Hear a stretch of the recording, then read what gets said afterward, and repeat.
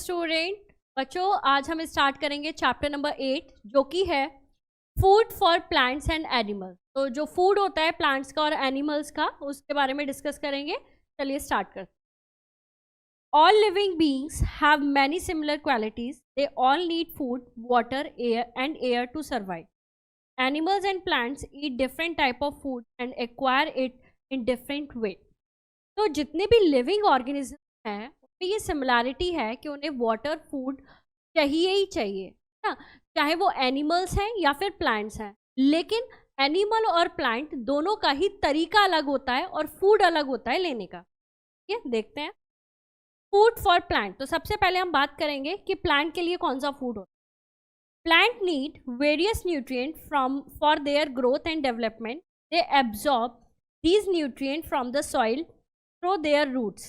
Sometimes fertility of soil gets depleted because of certain factor. To maintain the level of fertility of soil, manure and fertilizer are added to the soil. तो जो plants हैं उन्हें growth के लिए बहुत सारे nutrients चाहिए होते हैं और वो जो न्यूट्रिएंट्स हैं वो एब्जॉर्ब करते हैं सॉइल में से।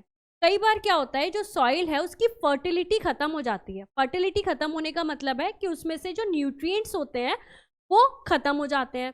तो उन न्यूट्रिएंट्स को दोबारा लाने के लिए, दोबारा से सॉइल फर्टाइल करने के लिए उसमें मैन्योर और फर्टिलाइजर का यूज किया जाता है, खाद वगैरह डाली जाती है। What do plants need to make food, यानी कि प्लांट्स क्या चाहिए फूड बनाने के लिए। We know that plant are found all over the world. They are found in water, land and sea. We find some in cold region and some in dry hot region. The plant in different region have different requirement according to their surrounding. तो जो different plants होते हैं अलग अलग जगह मिलते हैं, water में भी मिलते हैं plants, sea में भी मिलते हैं और land पर भी मिलते हैं। तो according to their habitat वो उनकी जो requirement होती है food बनाने की वो अलग होती है। सनलाइट फॉर प्लांट, सनलाइट चाहिए सबसे पहले। तो trees generally grow straight and tall in the forest because there is a competition among them to reach higher to get sunlight. They can grow tall only when they grow straight, है ना। तो जो sunlight है normal जो forest में देखते हैं तो ट्री जो है काफ़ी बड़े बड़े होते हैं क्योंकि उनमें कॉम्पिटिशन चलता है, जो ज़्यादा ऊपर जाएगा उसे सनलाइट उतनी ज़्यादा मिलेगी। तो ये सनलाइट का कॉम्पिटिशन है, सनलाइट मिलेगी तो वो खाना ज़्यादा बना पाएंगे और टॉल हो जाएंगे। और जो क्रीपर्स एंड क्लिम्बर्स हैं have developed long tendrils. They twine around a support to climb it. They climb upward on the trunk of the tree which the sunlight. तो वो कैसे चढ़ते हैं, जो क्लिम्बर्स होते हैं, क्लिम्बर्स मतलब जो बेलें होती हैं उनमें टेंड्रल्स होते हैं। टेंड्रल्स यानी कि जिसकी सपोर्ट से वो पकड़ते पकड़ते किसी सपोर्ट को और ऊपर चढ़ जाते हैं और वहाँ से सनलाइट लेते हैं। वाटर फॉर प्लांट्स, वाटर चाहिए। In desert we do not find trees because that is very dry place with little water. It is very hot there during day and cold at the night. Desert में हमें trees देखने को नहीं मिलते क्योंकि वहाँ पर पानी नहीं होता है, पानी की कमी होती है। और जो डेजर्ट है वो रात में जो है काफ़ी ठंडा रहता है और दिन में गर्म हो जाता है बहुत ज़्यादा। Roots of the desert plant go deep to get underground water. Plants lose water through pores of the leaf. Therefore, the desert plant do not have leaves. They store water in their spongy stem, which has a thick covering and spines on it. Spines keep animals away from them. The stem is green and contain chlorophyll. It makes food for the plant. तो जो roots हैं desert में, जो plants होते हैं उनकी जो roots हैं वो काफ़ी नीचे तक जाती हैं डीपर, क्योंकि वहाँ पे पानी का लेवल बहुत कम होता है। तो वहाँ तक पहुँचने के लिए रूट बहुत डीप चली जाती है। उसमें जो प्लांट्स हैं उनमें एक प्रोसेस होती है ट्रांसपिरेशन, है ना, रेस्पिरेशन कह सकते हैं। तो उससे क्या करते हैं वो अपना पानी लूज़ करते हैं। पानी जो है वाटर वेपर की फॉर्म में निकल जाता है प्लांट बॉडी से, तो वो निकलता है लीव्स के थ्रू। तो ये प्रोसेस को ख़त्म करने के लिए, क्योंकि डेजर्ट में वैसे ही प्लांट बॉडी में इतना पानी नहीं होता है और अगर वो लूज़ कर देंगे पानी को तो फिर वो सरवाइव नहीं कर पाएंगे। तो इसलिए वो जो लीव्स हैं वो किस में चेंज हो जाती हैं, फ्रॉन्स में चेंज हो जाती हैं। ठीक है, इसलिए मोस्टली जो प्लांट होते हैं जैसे कैक्टस वगैरह हैं उनमें लीव्स प्रेजेंट नहीं होती हैं। Air for plants, Mangrove trees grow in the swampy area. The soil does not contain air. Their root come out of the water so as to get air.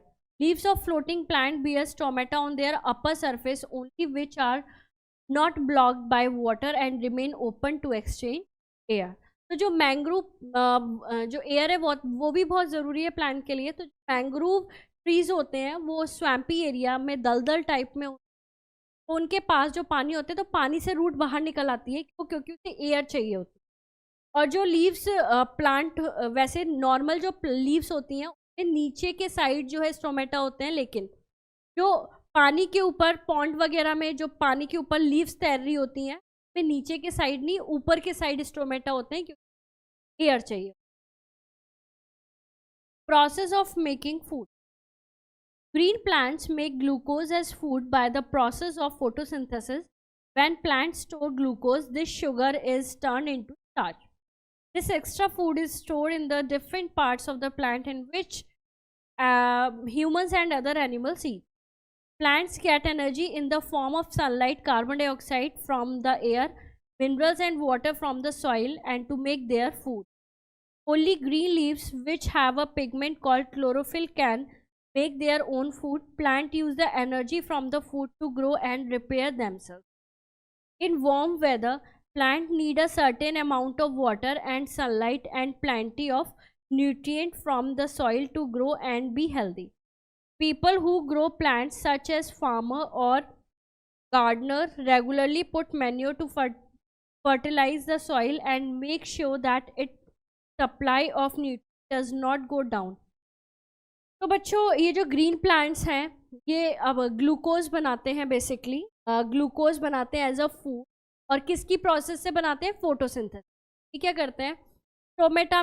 Stomata के through के अंदर जो है oxygen carbon dioxide जो है वो आ जाती है और ऑक्सीजन जो है वो रिलीज होती है. तो कार्बन डाइऑक्साइड ये लेते हैं एनवायरनमेंट से, एटमॉस्फेयर से, सनलाइट लेते हैं सूरज से, और जो है न्यूट्रिएंट्स वगैरह वाटर वगैरह जो है ये लेते हैं रूट के थ्रू. और इनकी जो लीव्स होती हैं एक पिगमेंट प्रेजेंट होता है जो कि है क्लोरोफिल. इन सब की प्रेजेंस में ये जो है खाना बनाते हैं. अगर क्लोरोफिल नहीं होगा तो क्लोरोफिल ना होने की वजह से, क्लोरोफिल का काम होता है सनलाइट को ट्रैप करना, तो ये सनलाइट को ट्रैप नहीं कर पाएंगे. तो इसलिए अगर क्लोरोफिल पिगमेंट प्रेजेंट नहीं होता है तो वो लीव्स या वो प्लांट्स खाना नहीं बना पाते हैं, है ना. तो और क्लोरोफिल की जो प्रेजेंस होती है वो हमें शो करती है ग्रीन लीव से, ग्रीन कलर शो करता है क्लोरोफिल. तो इसलिए हम कहते हैं कि जो ग्रीन प्लांट्स हैं वो अपना खाना खुद बना सकते हैं.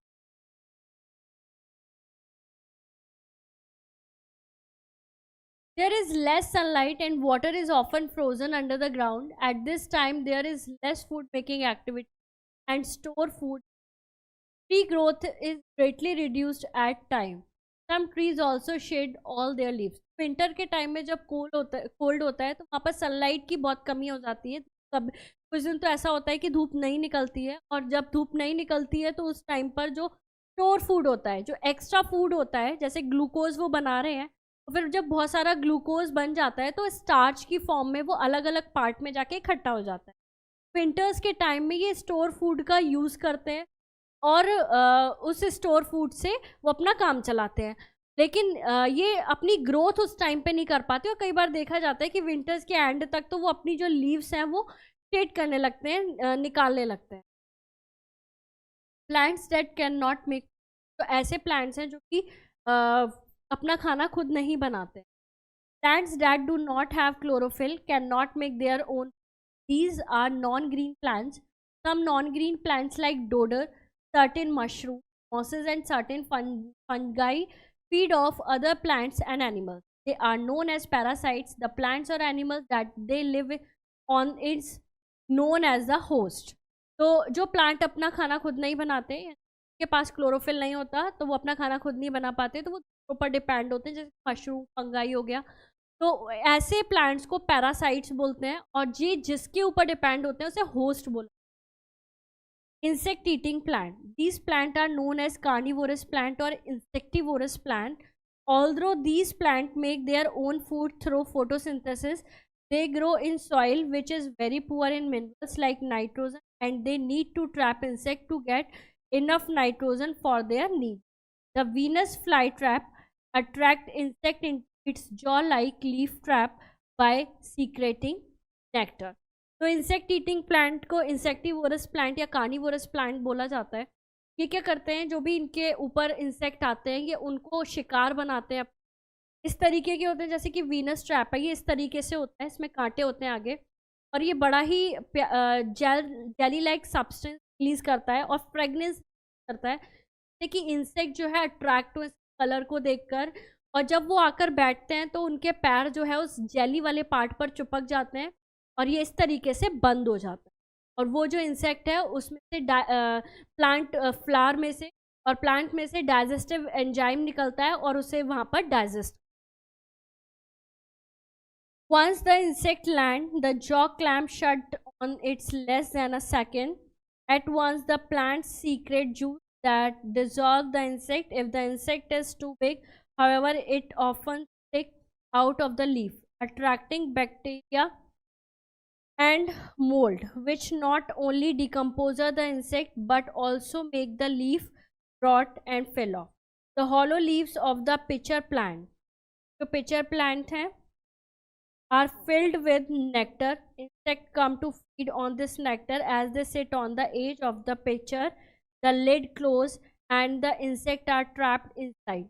The digestive juice of a pitcher plant are so strong that it can dissolve a big chunk of meat within a few days. pitcher plant होता है, इसमें ऊपर से ऐसे lid लगी होती है और इसमें नेक्टर भरा होता है इसमें यहाँ पर.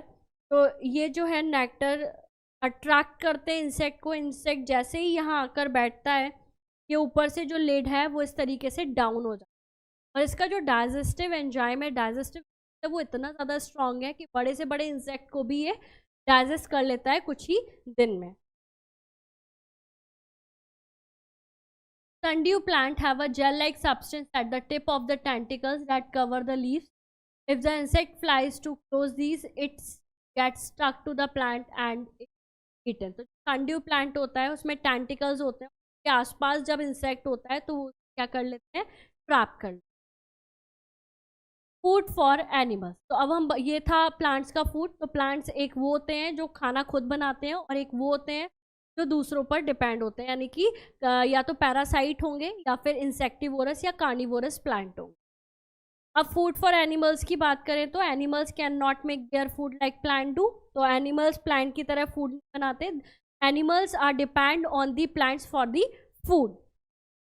दे depend on the plants directly और indirectly, hence they are called consumer और हेट्रोट्रॉप्स. तो इन्हें कंज्यूमर या हेट्रोट्रॉप्स बोला जाता है. Depending on their food habits, animals are grouped as follow. इनकी फूड हैबिट के अकॉर्डिंग इन्हें क्या किया गया है, डिवाइड किया गया है.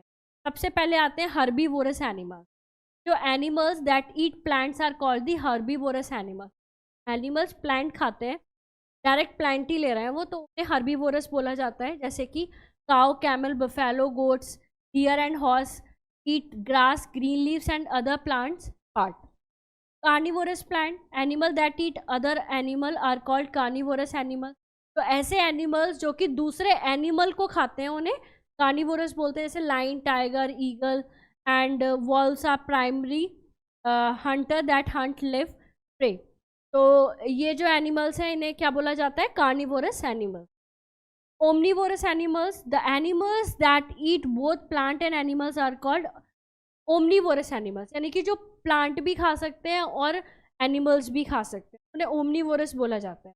जैसे कि bear, dog, crow etcetera eat both plant and animal. और ये इसमें ह्यूमन बीइंग्स भी आते हैं, क्योंकि ह्यूमन बीइंग्स भी वेजिटेरियन होते हैं, नॉन वेजिटेरियन होते हैं, और ह्यूमन बीइंग्स को ओमनीवोरस कैटेगरी में रखा गया.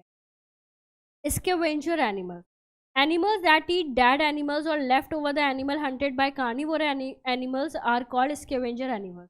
तो ऐसे एनिमल्स जो कि डेड एनिमल पर सर्वाइव करते हैं या फिर जो कार्निवोरस एनिमल हैं वो अपना खाना खा के जो छोड़ देते हैं उस पर सर्वाइव करते हैं, उनको स्कैवेंजर बोलते हैं. जैसे कि गिद्ध, गिद्ध जो होता है उन्हें या फिर jackal, hyenas and vultures eat the remain of the dead और hunted. And the food chain. अब हम बात करेंगे फूड चेन की, and this is topic, in this topic is complete food for animals. Food chain are sequences of organism in which each organism is food for the next. In each food chain, plants are the first to be consumed. For example, an insect is eaten by a frog, the frog is eaten by a snake, and the snake is eaten by a eagle or a hawk. तो food chain क्या होती है? Food chain ये बताती है हमें कि जो भी इंसान जो भी हैं, मतलब जो भी लिविंग ऑर्गेनिजम्स हैं, उनके ऊपर कोई ना कोई उन्हें खाने वाला है. जैसे कि अगर हम सबसे जो प्राइमरी आते हैं वो प्लांट्स आते हैं, प्लांट्स पर सब डिपेंड होते हैं. तो प्लांट्स को अगर खाया फ्रॉग ने, प्लांट्स को खाया फ्रॉग ने, ठीक है. यानी कि एक फूड चेन है कि जैसे कि प्लांट्स को अगर हम कह सकते हैं कि फ्रॉग तो इंसेक्ट को खाता है, तो इंसेक्ट को खाया फ्रॉग ने, और फ्रॉग को खाया स्नेक ने, स्नेक को खा लिया हॉक ने, है ना. और फिर अगर हॉक खत्म हो गया तो उसे वल्चर ने फिनिश कर दिया. तो इस तरीके से जो है चेन चलती हुई आती है. What does the insect eat? Plants, of course. Thus, we have a food chain. Food chain overlaps since most organisms have more than one item on their menu. Also, one organism is often eaten by many other organisms. Food chain operate both in water on land. तो जो insect है, यानी कि हम इसे insect से भी start कर सकते हैं फूड चेन को, और हम इसे प्लांट से भी स्टार्ट कर सकते हैं. कि इंसेक्ट जो है वो डिपेंड होते हैं किसके ऊपर? फ्लावर्स वगैरह पर, प्लांट्स पर.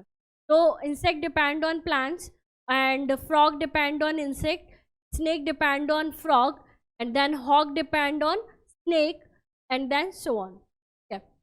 तो जो फूड चेन है वो दोनों में होती है, वाटर में भी होती है, लैंड में भी होती है. अगर हम वाटर की बात करें तो फाइटोप्लैंक्टन्स हैं, है ना, जो कि जिन्हें कंज्यूम करते हैं जू प्लैंक्टन्स. जू प्लैंक्टन्स को कंज्यूम करेंगी स्मॉल फिशेस जो होती हैं, एंड स्मॉल फिशेस को कौन कंज्यूम कर लेता है? बिगर फिशेस. अगर लैंड की बात करें तो प्लांट को ईट करेंगे ग्रासओपर को फ्रॉग, फ्रॉग को स्नेक, स्नेक को पीकॉक. तो इस तरीके से क्या होती है जो है फूड चेन होती है. Next is food web. In community very few animals eat only one type of food. For example, a tiger does not depend only on the deer for its food. It can eat many other type of animals like rabbit, cows and some birds. तो जो community है वहाँ पर बहुत कम जो animals हैं जो कि एक ही टाइप का फूड खाते हैं. जैसे कि अगर हम लाइन की बात करें तो ऐसा नहीं है कि लाइन को डियर ही खाना है. जो भी एनिमल मिल जाएगा वो तो उसे खा लेगा. वो रैबिट भी खा सकता है, वो अगर नहीं हुआ तो वो कुछ भी खा सकता है. जब उसे भूख लग रही है तो उसके सामने कोई भी आ सकता है. Similarly, most food are eaten by more than one type of animals. For example, grass is not only eaten by deer, it is also food of cow, buffalo, elephants. तो ऐसा नहीं है कि जो ग्रास है वो केवल डियर खाता है, वो काउ भी खाती है, बुफेलो भी खाती है, और एलिफेंट भी खाते हैं. Thus, many interconnected food chain exists in the community. The network of interconnected food called the food web. तो जो ये नेटवर्क होता है ना, कि प्लांट को इसने भी खाया, इसने भी, फिर फ्रॉग को ये भी खा सकते हैं, ये भी खा सकते हैं, ये भी खा सकते हैं. तो इस तरीके से एक जाल बन जाता है, वो फूड वेब बोला जाता है. For example, plant and plant products are eaten by man, goats and rabbit. Goats and rabbit are eaten by man. All the 3 rabbits, sheep and man are eaten by lion. बच्चों, this is all about this chapter. I hope आपको समझ में आया होगा. तो मिलते हैं next video में.